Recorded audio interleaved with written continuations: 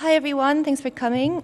Just in the interest of saving time, I'm going to say one big general thank you to everyone involved in this and making this event happen, to the former West team, to the Museum of Modern Art in Warsaw, and to my colleagues from Figiel University of Warsaw WUF, and also to my colleagues from OFSW, Citizens Forum for Contemporary Art, with whom we have devised this morning's and this session. I shall briefly say that this will not be a panel in the strict sense of the word, because we have so many people with us who have come to join us for this panel. There are going to be 9 presentations, and we need to fit them in over these 2 hours. So this is going to be a more sort of bar campy exchange of information, and we'll go through 7-minute short presentations in which each of the activists will describe one particular aspect of their approach to labor struggles and techniques for struggling in the field of art and culture. And first up, we'll have the forum, OFSW Forum for Contemporary Arts. And I should add that the aim of this session is to contextualize for our audience here in Warsaw the actions of the forum in the sort of wider, more general European context of struggles. So first up, please, Kasia, Górna, and Mikołaj Iwański. And my role as moderator will be sort of limited to telling you when you're running out of time. So after 5 minutes of your speaking, I will sort of wave at you to let you know about that, and afterwards I will moderate, hopefully, a discussion. So please, to the audience, limit your questions to afterwards, after all the presentations are done, and we're going to have a more general, open discussion. Thank you.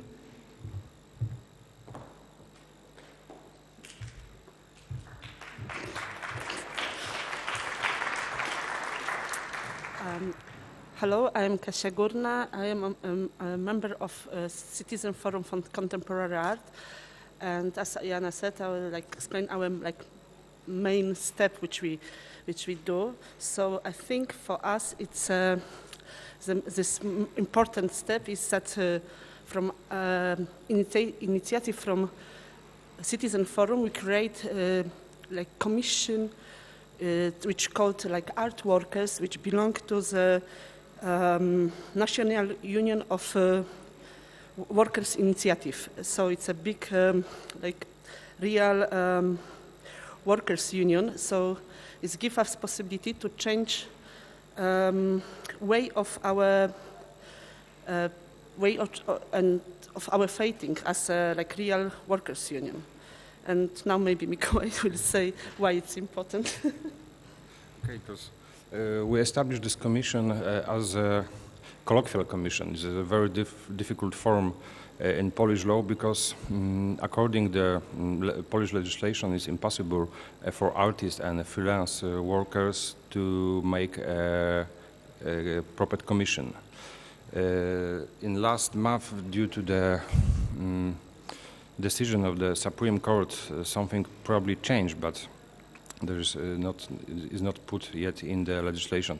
But what is the workers' initiative? This is probably only labor union in Poland, which is a part of the red and black coordination in Europe. This is a working labor union which is based on the anarcho-syndicalistic tradition. And for us, I mean for the commission of the art workers, it was only place, only organization which allowed us to work with them. Now in the workers initiative, there's about 2,000 members from very different branch. For example, from the bus drivers, the car workers, who else? A very important commission in the Amazon, construction workers, workers from the academic teachers from Gdańsk, University of Gdańsk, and the cooperation between us, I mean between the commission of art workers, which include visual artists, writers, who else? Actors, musicians, is something very difficult, because it's very difficult to make a connection between two very different kind of people, two different kind of work, and something is started. Because, for example, in last month, I, as a member of the art workers, I've been part of the negotiation between Amazon workers and the board of the company during the very dramatic conflict. And we hope that in the nearest future, this cooperation will be more, will be closer than before. So thank you.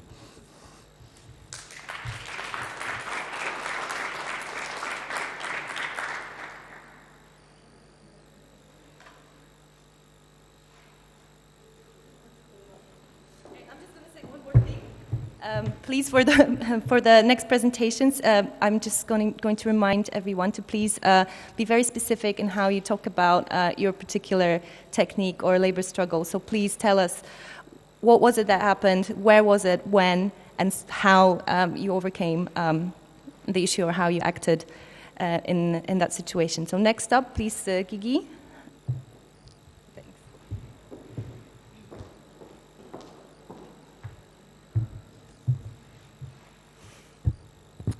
Hello. I guess I was asked to talk about, my name is Gigi, I come from Greece. It would take quite a long of time to explain a little bit the context of Greece. We tried to do a bit this morning. I guess I was asked to talk about two occupations, cultural occupations that happened in Greece, one in 2011 and one in 2015, and talk about kind of modes of organization, curatorial strategies, alternative ecologies. But and that's something that we discussed in the workshop this morning. But as I kind of find myself always having a bit of a problem with the idea of the strategy as something that is translatable, I kind of thought I might engage with more metaphorically here. I mean, I guess what I mean is the mode of intervention always depends on the context and the effect that has on the context. So, yeah, I mean, I think it would take me quite a lot of time to explain, to explain the mode of intervention in relation to the specific theatre. So I was just going to show you something which is a clear intervention, not as a method or a strategy, but most as a way of destabilizing or of intervening within a specific kind of situation. So what I'm going to show you is an intervention in the minister's talk, in Cultural Ministry, Mr. Panagiotopulos in 2014. It happened inside the private institution in Athens, and that was within a context of general struggles, a repressive kind of state generally. Artists both building different ecologies of living, different collective forms, and also a series of new private institutions kind of emerging that kind of funding cultural activity. So the state, unable to fund any cultural activity, organizes this big conference that is an EU conference, which under the title Financing Creativity, in which not even one single artist was invited as a speaker, nor was the conference was promoted publicly. And the attempt was to address models of cultural policy for Europe generally in the coming decades. So in this one, Mavil Collective, a group I've been part of and that initiated also Embros occupancy a few years before, invited cultural workers from different fields of practice to take part in the conference and intervene as audience members using the tools of the audience, like laughing and applaud. And this is what happens. Can we have sound? Yeah. Οι οικονομίες χωρών όπως της Κίνας ή άλλων χωρών της Μέσης Ανατολής έχουν αποδείξει ότι η γυραιά Ήπειρος σε αυτά που προσπάθησε και προσπαθεί σε ό,τι αφορά την οικονομία και την παραγωγική της βάση έχει μείνει σε αρκετά πίσω. Το κόστος εργασίας, μία σειρά από άλλοι παράγοντες έχουν καταστήσει πολλούς κλάδους της ευρωπαϊκής οικονομίας μη ανταγωνιστικούς, δηλαδή απλά μη βιώσιμους. Οι ευρωπαϊκές χώρες η κάθε μια ξεχωριστά, αλλά τώρα πια στο πλαίσιο της ευρωπαϊκής οικογένειας, είναι υποχρεωμένες να αναζητήσουν εναλλακτικές διαδικασίες παραγωγής που να έχουν χαρακτήρα της ανταγωνιστικότητας. Μία από αυτές,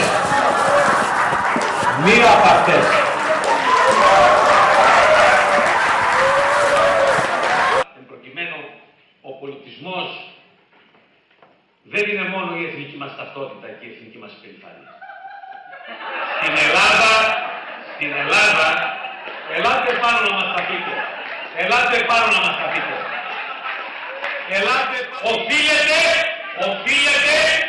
Οφείλετε, καθίστε κάτω κυρία μου, να είστε το θάρρος, καθίστε εδώ να μιλήσετε. Καθίστε κάτω. Θέλετε να μετατρέψετε μια εκδήλωση για την ελληνική προεδρία σε οχλαγωγία αστεία. Θυμίζετε με νανοσύντομες με τη συγκεκριμένη αντίδρασή σας. Δεν θυμάται τη χώρα και κυρίως δεν θυμάται το Υπουργείο το οποίο καλούμεθα όλοι να υπηρετήσω από ένα συνδικαλιστικό πλήθος για να προκαλούν προβλήματα. Δεν μπορείτε να πείτε τίποτα. Μόλις τελειώσω και να συζητήσει. Ναι κυρία μου, εκδηλώστε την ιστορία σας. Εκδηλώστε τον ακριβό συνδικαλισμό σας. Δεν είναι τυχαίο που καταρτήσατε τον συνδικαλισμό εδώ που το καταρτήσατε. Ντροπή σε εσάς. Σας βλέπω ποιοι είστε. Δεν είσαστε καλλιτέχνες. Υπηρετείτε τον ανεξέλεγκτο θόρυβο. Υπηρετείτε την οχλαγωγία. Τέτοιες ναι, ελάτε να τα αγωνίσουμε. Λοιπόν, κυρία Βασιλείου, να βγείτε μπροστά να τα πείτε. Εάν έχετε το θάρρος να με αντιμετωπίσετε κατά πρόσωπο. Όχι κρυπτόμενο, όχι I guess the interesting thing is what happened a few days after. The video was put on YouTube, and actually, it's really great that we have all this recorded. This was, of course, filmed illegally, because they announced to us that it's illegal, of course, to record anything during the conference. So what happens after is that the video is put on YouTube, and in like 1 or 2 days has more than 150,000 views. So the minister is about to organize another EU conference, and this time in another museum. So for security reasons, they announced that the conference is going to be closed to the public, and the museum that day is also going to be closed to the public, but not only visitors, but also the employees of the museum. So I guess, what I going to show that was that this distinction act somehow reveal very much the paranoia of the whole situation. Another interesting, example on that was that only a week after, or maybe 10 days or something like that, one curator from a private institution in Greece contacted the collective and asked, because a German director was coming to perform, to make a show in the space, contacted the collective and said, well, this has taken far too much publicity, so we would like to invite you to take part in this performance by staging an intervention. So, normally we would think that this might take, a few years for the museum to take over, or not the museum necessarily, but the institution to take over what's happening. But yeah, in Greece that was only within 1 week. So yeah, I just want to stop here. Thanks.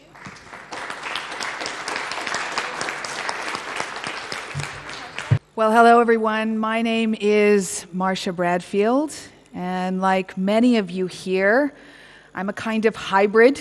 So that means that I am,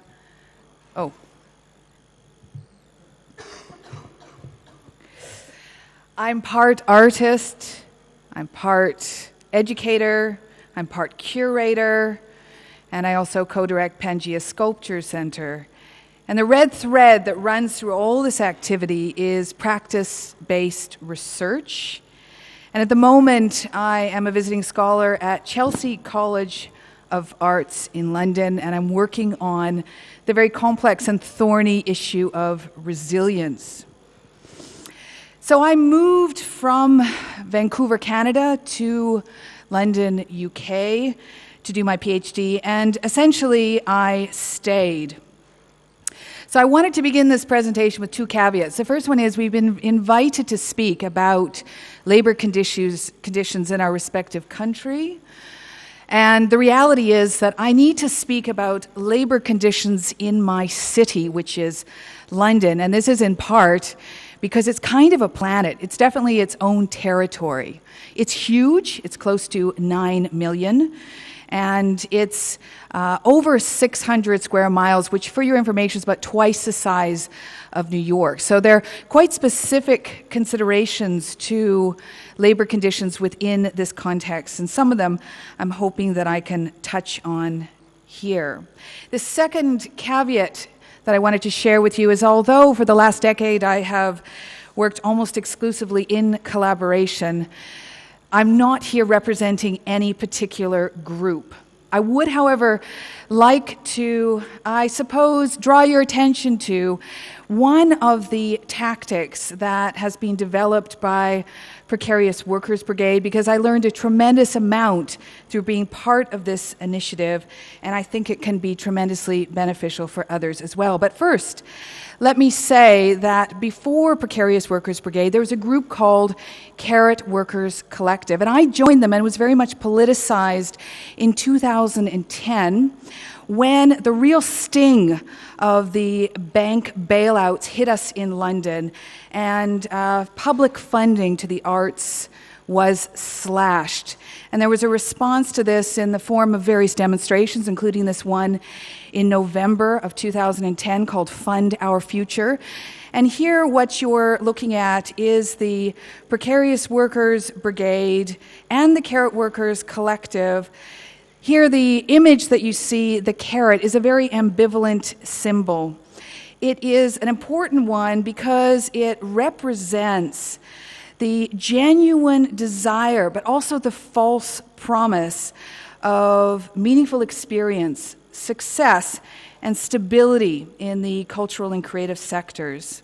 So the carrot has been mobilized around the issue of unpaid internships. This was core to Carrot Workers collectives, and it was something that they worked on in the late noughties.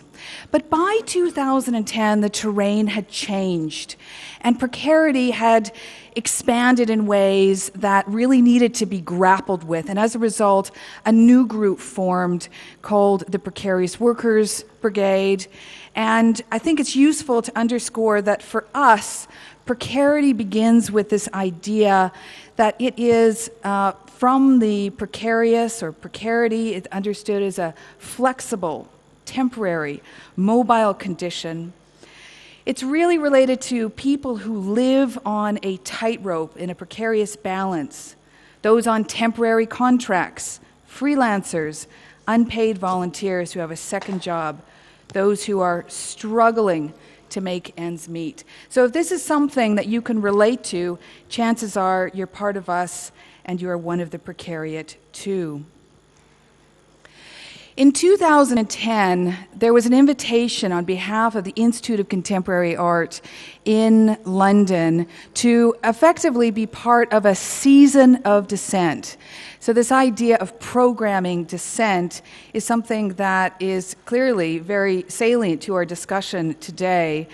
And Carrot Workers Collective decided that they would invite others to join. And in effect, this was, in many respects, the historical juncture where Carrot Workers then diversified into Precarious Workers Brigade. And the decision was taken that rather than do an event that would be sort of a standalone one-day initiative, that the group would engage in long-term research. And this would be really a process of understanding precarity in the context of London. And so we did a tremendous number of interviews. We shared a lot of stories. And then we decided, rather than presenting this information as a conference, like what we're doing here today, that instead what we do is we'd stage a people's tribunal, What's so useful about tribunals, and this is really the platform, the technology, the format that I want to share with you today, is that it's really about putting a situation on trial.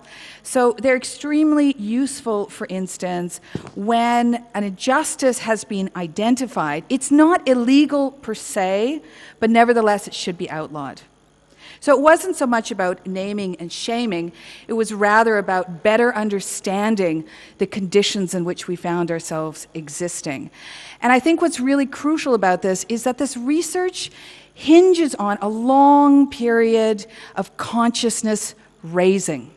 It's about really helping people to understand that they're not alone in their feeling of being increasingly overworked, underpaid, and extremely vulnerable. It's about trying to create solidarity. And so, very briefly, I guess what I wanted to share with you is that one of the central approaches to this was that we anonymized the testimony of the various contributors, and we shared this on behalf of each other. So there was this real sense of, I suppose, deep understanding of our respective positions, while at the same time we were able to present a picture of what was happening in London at that historical juncture. Now, just in closing, I want to say that that was back in 2011. Of course, now we're in 2015, and we're overdue to refresh this research. But the reality is that Precarious Workers Brigade is also in a period of consolidation. It's a time for us to think about maybe how our energies might be reconfigured and moved elsewhere. And so it becomes even more important, I think, for us to share our tools and techniques. This is just one, but I would encourage you please to go to our website where we share additional ones, including photo romances, including our strategies of reading letters and responding to institutions, to out instances of unpaid internships and other labor injustices, and many other strategies besides. Thank you. Thank you, Marsha. And now we have Claudia and Paolo.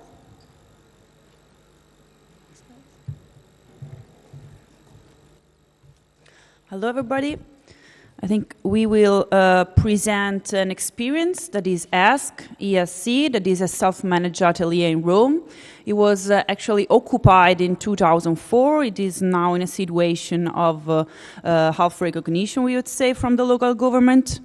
And we would focus probably on 2-3 points, so which is the technique we have developed inside this space since 2004. There are a lot of projects, but I would like to start from the occupation itself. We started this project since the idea that we needed to in some way create a new space, to use a space to make space. And that was the basic assumption that led us from the university, because ESC was basically created mainly by students, researchers, and social workers, that we were all precarious workers. So to get out from the university and in some way to make space in the metropolis for us.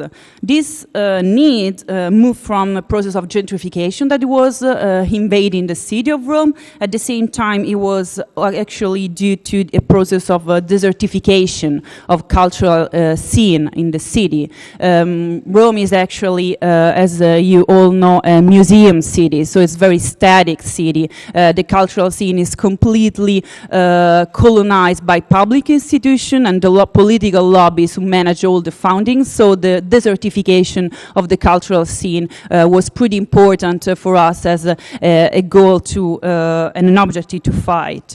And so the first technique we could say of struggles inside this space was to create a free metropolitan university, so a space where knowledge and cultural production could be at the center of our political activities. And so how to create a space independent from the university, independent independent from the cultural institution, but at the same time animated by the same very actors. So from professor to students animated this kind of space.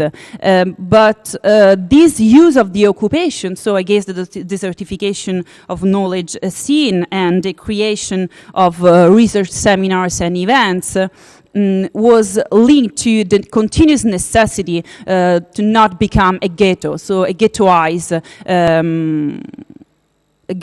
space, but to always be inside and outside, so to work in this in-betweenness. So we have created some projects inside Ask that are now, we would say, linked to the mutualism aspect of our political activities. And so we have created, and this is, I think, could be understood as a second technique of struggles, and then Paolo will talk about the third and last one. The second technique is linked so to this mutualism, so to create a space that gives several services for us and for the other precarious workers. That is legal advice, so we very focused on the, for example, the fiscal help. Now the different forms of labor in Italy are above all divided regarding to the different status that workers have for the state, so the administrative point of view. And this is also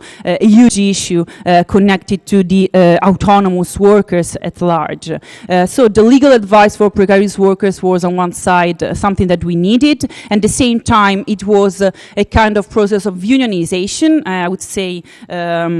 Into brackets, unionization, that it means that we do not work as a mediation between employers and employees, but we organize struggles with the workers.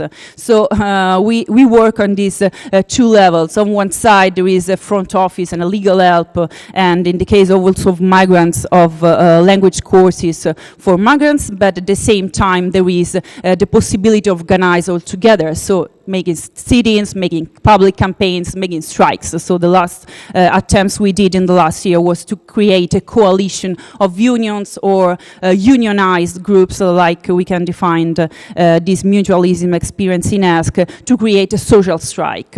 And that was, I think, the second technique. And the third, I think, is the project-based strategy that we have created. Above all, I think that the connection between formal institutions like university, cultural institution, and museum with what we can define informal institution like we consider as. So this what we attempted was in Rome particularly was to work with a formal institution like cultural institution that is recognized and work using some prototype that was developed in our atelier, that is a self-managed atelier that is occupied. The idea is to work with the formal institution, producing a friction, producing a conflict, producing a contradiction, contraposition. This is the way through which for us, the means of institution has the ground, where the conflicts can be shown, can be manipulated, can be used. This is a way through which we should figure out what does it mean nowadays, cultural institution, art institution. And we used to work in this relation. We were used to use the knowledge production as a means of contamination, as a means of working. At the same time, we are using the knowledge production also as a way to work with artists, as a way to do research in a collective way. In a certain way, the result at the end, after 2 years of experimentation, is a kind of ask to the artist to work not for an institution, but to work as institution, to use this space as a space of friction, as a space of working together. And this during our work was what does it mean friction, what does it mean producing conflicts. For instance, putting into question the figure of curators, using each figure of the production into question, putting really the hierarchies in a new combination. Okay, so rethink the balance, rethink the imbalance, so make evidence the autonomies, the position in itself. So this is possible only for us, only when a different player recognize themselves as a different, but works together in a very place where both of them can be the same. They are opposite. They are kind of polarity. They make contrast. They make friction. This is a method of understanding institution, of understanding the production at the metropolitan level.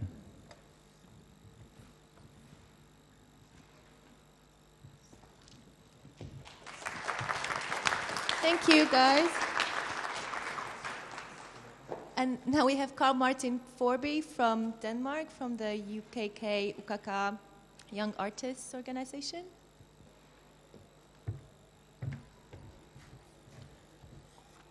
Thank you.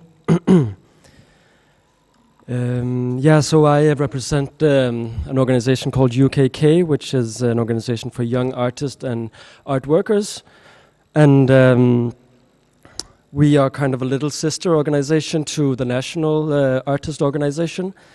It started 10 years ago. We're about 150 members at the moment. It started out a lot like an activist organization, but I think we've become more and more consolidated. We've become more and more institutionalized in many ways, which means that right now we often act as an advisory to the cultural ministry on questions concerning young artists and artists in general. We help appoint members to the National Art Council, and some of the concrete things that we have done, or my predecessors, I'm quite new as a board member of the organization, but my predecessors were successful in having all the major art institutions in Denmark sign an agreement that says that they have to pay artists when they work, and we developed a contract with these institutions. It's just completely just a physical piece of paper, but everyone said now that we're going to work and use this contract, everybody. So that was a great thing that just happened last year. Also, we've created just a document with the 10 guidelines, using also on the carrot symbol. It's called "Be careful the carrot doesn't rotten," and it's basically just these guidelines. So, as an artist, when you go and work with an institution, you don't have to ask for money. This is just the ground rules. So you just lay this piece of paper on the table, and the discussion kind of stops there. So right now, in the future, we're really working on trying to stop a lot of these budget cuts that are happening right now in the cultural sector. We're trying to advise the ministry, especially, on how to reorganize the cultural sector in a better way than they are trying to do right now, and it's especially being pushed by this current neoliberal and nationalist agendas that we have in Denmark right now. We're working on trying to establish a system of care when it comes to working with when institutions are working with artists, instead of using the model of corporate negotiation or pushing each other as far as possible. Salary-wise, we want to institute a system where the power holders, the institutions that are using art, that they take responsibility and care for the external art workers that they bring into the institutions. yeah, so I think that's kind of what I wanted to say, so I'll do it quickly. Yep. Thank you. Now Héctor, please. Huerga from Barcelona. So hello everybody. First of all, dziękuję for the organizers to invite us to come here. I'm not alone. Also, Pantxo is here from Barcelona. And dziękuję for all of you also to come here. And I have seen some friends over there, so it's very nice to be in Poland again. As you know, this event is not free. This is not a free event. You already pay with your taxes. That's why we are in an open and public museum. This is one thing that we should know, we should learn from public institutions. And in Spain, in the last years, we have been working hard on how to reappropriate the idea of what is public. And later we go further with the explanation of Pablo. I'm going to go really fast because I have just 7 minutes. And what I want to introduce here is like theoretically, in the social movements, you know that there are like 3 basic steps that we all pass, or maybe we just stuck in one of them. And I would like to describe 2 in the arts field. And the third one I'm gonna leave to Pantxo to explain. The third one of these steps is the resistances are these movements that they just born for one day or 1 week or one specific project is the resistance. The second step is the dissidence. The dissidence is this kind of movements or art field that they are working in a parallel world in a manner that you are living in another state. And the third one is the incidence, is how do you impact the power structures. So the first example that I want to put is an example of art labor workers in Barcelona, something that happened the last year. And I think I have here in the somewhere, let me check. Yeah. Yeah. Yeah, this is the whole Prezi that I did. You can find this in internet. You type Prezi and my name and surname. You could read it all, but I'm only gonna go to the last part, to the last 3 parts, that is techniques and strategies. As you see down there, there is, I'm gonna pass really fast because it's just the last point. If you are interested Wait. Eh?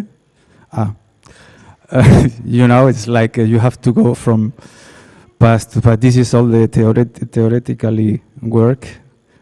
But if you are interested, as I told you, so you just go and check it. The tax collector. Okay. So here we are.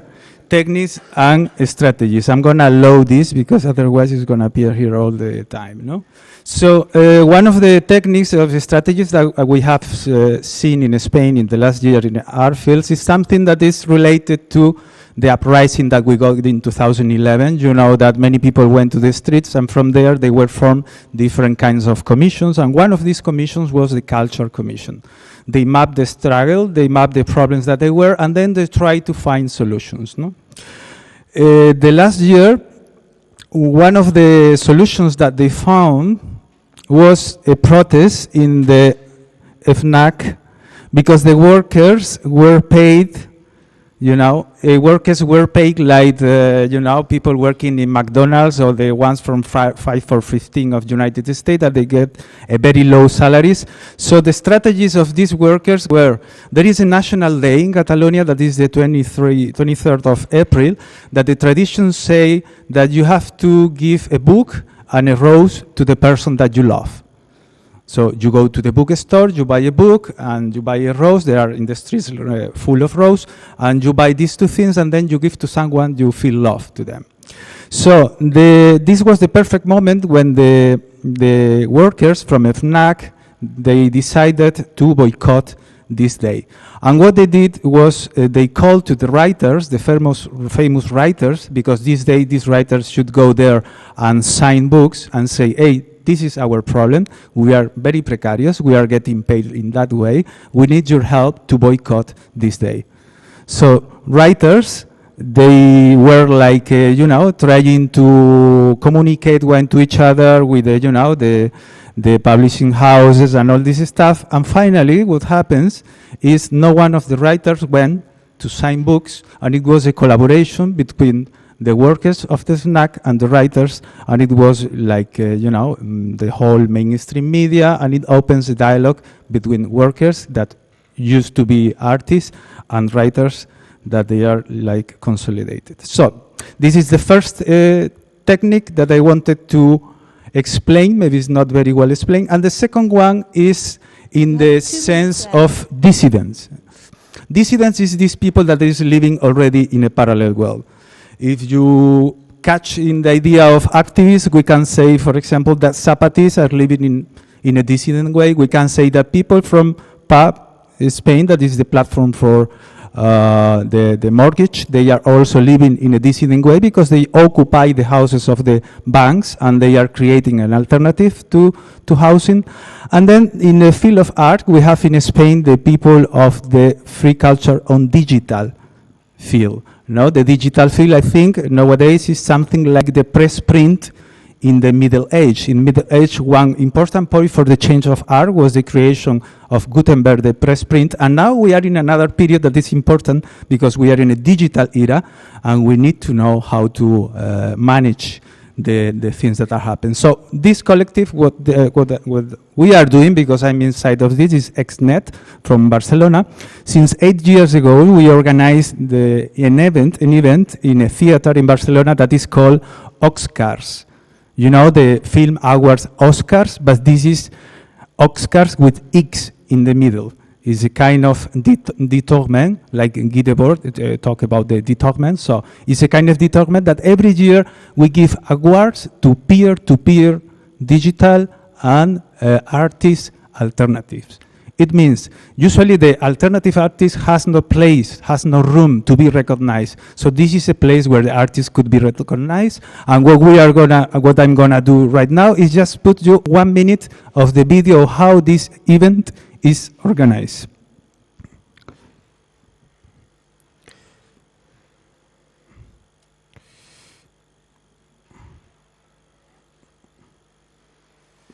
Well, there is 30 seconds. Maybe I can move to here.